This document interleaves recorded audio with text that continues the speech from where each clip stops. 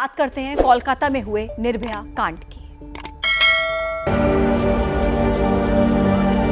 ये बात आज पुलिस को भी कहना पड़ रहा है कि हाँ, पहले बलात्कार किया गया था और फिर उस डॉक्टर की हत्या किया गया है।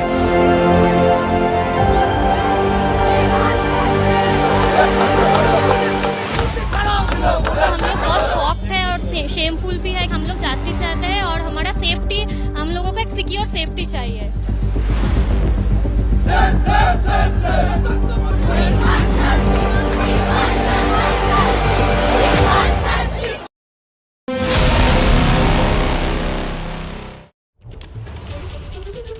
वो दिन रात कड़ी मेहनत करने के बाद डॉक्टर बनी थी। एक होनहार बेटी ने अपने परिवार का सिर्फ फक्र से ऊंचा किया था, उनका सपना पूरा किया था। लेकिन उसकी आंखों में अब भी कई सपने थे, लेकिन वो अब पूरे नहीं हो पाएंगे, क्योंकि एक हैवान ने उस डॉक्टर बिटिया को गिद्ध की तरह नोच लिया, हैवानियत की हर हद को पार कर दिया और बेरहमी से उसे मौत के घाट उतार दिया। दिल दहला देने वाली, रूह कंपा देने वाली निर्भया कांड जैसी ये वारदात हुई है कोलकाता में। मामला है आरजीकर हॉस्पिटल का, जहां पर एक डॉक्टर के साथ रेप किया गया, उसे बुरी तरीके से टॉर्चर किया गया, हैवानियत का शिकार बनाने के बाद गला घोंटकर उसे मार दिया गया। उसकी लाश को जिसने भी देखा वो सिहर गया, रोने लगा और उस दरिंदे को सोचकर गुस्से से भर गया जिसने एक लड़की को, एक इंसान को गिद्ध की तरह नोच डाला। लेडी डॉक्टर की बॉडी पर जगह जगह पर चोट के निशान थे, ब्लीडिंग हो रही थी, चेहरे से लेकर पांव तक कई घाव थे, प्राइवेट पार्ट से खून बह रहा था, गर्दन की हड्डी टूट चुकी थी, गाल और होठों पर चोट के निशान थे। शव को देखकर ऐसा लग रहा था कि कुछ अनहोनी हुई है, हैवानियत हुई है। और फिर जब पोस्टमार्टम हुआ तो डॉक्टर्स की भी रूह कांप गई, सब गुस्से से भर गए, इंसाफ की मांग को लेकर सड़कों पर उतरे हैं। एक संदिग्ध को इस पूरे मामले में गिरफ्तार भी किया गया है। ममता बनर्जी ने भी मामला फास्ट ट्रैक कोर्ट में भेजने और जो भी दोषी होगा उसको फांसी की मांग करने की बात कही है, और साथ ही यह भी कहा कि उन्हें मामले की सीबीआई जांच से भी कोई दिक्कत नहीं है। अब चलिए आपको एक बड़ी खबर देते हैं। खबर यह आ रही है कि फोडा यानी कि federation of resident doctors association ने केंद्रीय स्वास्थ्य मंत्री जेपी नड्डा को एक लेटर लिखा है। आरजीकर हॉस्पिटल में हुई घटना के बारे में लेटर लिखकर कहा कि अगर 24 घंटे के अंदर कार्रवाई नहीं की जाती तो सेवाएं बंद करने सहित कार्रवाई को आगे बढ़ाएंगे। यह अल्टीमेटम उनकी तरफ से दिया गया है। तो फोडा यानी कि federation of resident doctors association, जिनकी तरफ से केंद्रीय स्वास्थ्य मंत्री जेपी नड्डा को लेटर लिखा गया, और ये जो घटना घटी है, ये जो दुष्कर्म हुआ है, इंसानियत की हदें पार हुई हैं, इस पूरे मामले को लेकर उन्होंने इस लेटर में लिखा है कि 24 घंटे के अंदर कार्रवाई कीजिए, नहीं तो सेवाएं बंद होंगी, और साथ ही साथ कार्रवाई को आगे बढ़ाएंगे। ये लेटर जो केंद्रीय स्वास्थ्य मंत्री को फोडा की तरफ से लिखा गया, लगातार इस मामले को लेकर देखिए गुस्सा जो है, प्रदर्शन जो है वो सामने आ रहा है और कई तस्वीरें ऐसी सामने आ रही हैं। और अब फोडा की तरफ से एक लेटर जो केंद्रीय स्वास्थ्य मंत्री को लिखा गया और उसमें उन्होंने कहा है कि 24 घंटे के अंदर इस पूरे मामले पर कार्रवाई कीजिए। Federation of resident doctors association की तरफ से यह अल्टीमेटम दिया गया है। देखिए, हालांकि इस पूरे मामले को लेकर ममता बनर्जी की तरफ से भी स्टेटमेंट सामने आ चुका है। उन्होंने कहा कि कोशिश यही होगी कि जो भी दोषी है इस मामले में उसे फांसी की सजा दिलाई जाए, लेकिन लगातार प्रदर्शन की तस्वीरें सामने आ रही हैं।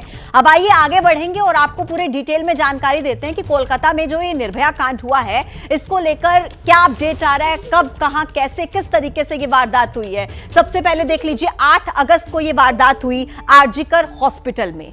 फिर देखिए शव कब और कहां मिला। 9 अगस्त को अस्पताल के 3rd फ्लोर पर शव बरामद किया गया इस लेडी डॉक्टर का। 8 अगस्त को वारदात आरजीकर हॉस्पिटल में और 9 अगस्त को अस्पताल के 3rd फ्लोर पर जो है शव मिलता है। 9 अगस्त को इस सेमिनार हॉल जो कि इमरजेंसी डिपार्टमेंट है वहां से शव बरामद किया जाता है। मृतका की डिटेल देख लीजिए, 31 ईयर, ये उम्र 31 साल, पीजी 2nd ईयर की स्टूडेंट थी जो कि अब हमारे बीच नहीं है।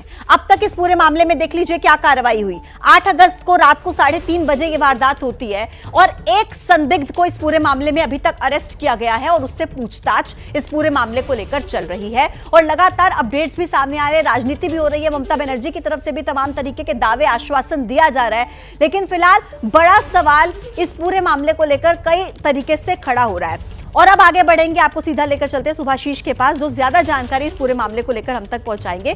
सुभाशीष, ये जो मामला सामने आया है निसंदेह रूह कंपा देने वाला मामला है। तस्वीरें जब सामने आती हैं, अपडेट जब सामने आते हैं, रूह कांप उठती है। लेकिन कार्रवाई की अगर बात की जाए, कानूनी तौर पर एक संदिग्ध को अरेस्ट कर लिया, पूछताछ कहां तक आगे बढ़ी और कब इस मामले में सारे पर्दे खुलकर सामने आएंगे, क्या उम्मीद लग रही है सुभाशीष?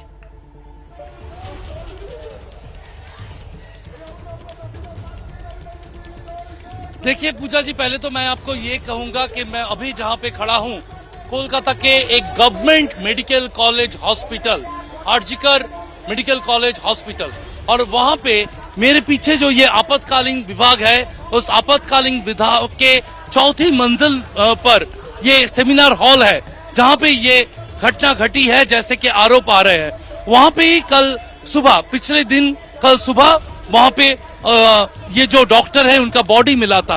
उनके परिवार की तरफ से पहले ही ये बोला गया था कि बलात्कार के बाद खून किया गया है उनके बेटी का, लेकिन पहले जब ये आरोप आ रहा था परिवार की तरफ से, तब उतना हमारे यहाँ के जो अस्पताल के जो सुपर है, यहाँ पे जो सरकार में बैठे हैं, सत्ते में बैठे हैं, उन लोगों की तरफ से कुछ आवाज नहीं आ रहे थे।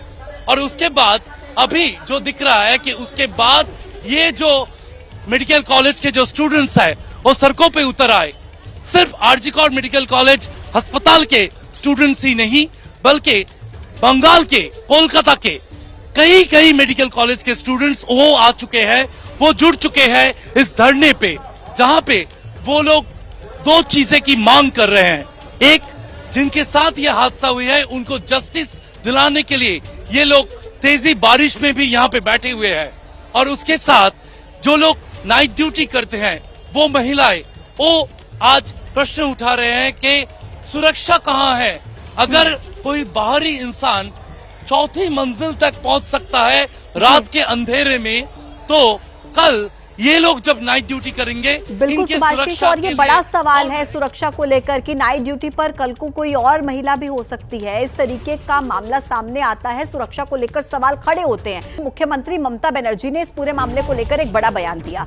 पीड़ित परिवार से ममता बनर्जी ने बात की, कहा कि फास्ट ट्रैक कोर्ट में मामला भेजा जाएगा, फांसी की सजा की मांग करेंगे। इसके अलावा ममता बनर्जी ने यह भी कहा कि उन्हें मामले की सीबीआई जांच कराए जाने से भी कोई एतराज नहीं है। तो ममता बनर्जी की तरफ से ये स्टेटमेंट, जिसमें उन्होंने कहा कि फास्ट ट्रैक कोर्ट में ये मामला जो है भेजा जाएगा और उन्हें कोई आपत्ति नहीं है अगर इस मामले की सीबीआई जांच भी कराई जाए तो। अब आइए आगे बढ़ते हैं, डिटेल में आपको जानकारी देते हैं कि इस पूरे मामले को लेकर जो पोस्टमार्टम हुआ है, रिपोर्ट्स में अभी तक क्या कुछ सामने आ चुका है वो आप देख लीजिए। प्राइवेट पार्ट पर जख्म, गर्दन की हड्डी टूटी मिली है। ये जो प्रारंभिक पोस्टमार्टम रिपोर्ट है उसके हिसाब से जो सामने आया वो हम आपको बता रहे हैं। बॉडी पर कई जगह पर चोट के निशान मिले हैं, पैर और आंखों से ब्लीडिंग भी मिली है। तो ये सूत्रों के हवाले से प्रारंभिक पोस्टमार्टम रिपोर्ट में क्या मिला वो हम आपको बता रहे हैं। मुंह, नाक पर ब्लड क्लॉट्स मिले हैं, पेट पर, चेहरे पर, होठ पर चोट के निशान मिले हैं, दाहिने हाथ और एड़ी में चोट के निशान मिले हैं, नाखून पर भी चोट के कई निशान मिले हैं। तो ये प्रारंभिक पोस्टमार्टम रिपोर्ट, जिसमें आपने देखा कि कितनी बेरहमी के साथ पीटा गया, मारा गया, बलात्कार किया गया और उसके बाद हत्या कर दी जाती है। बड़ी खबर, Kolkata lady doctor rape murder case में एक्शन तेज हो गया है।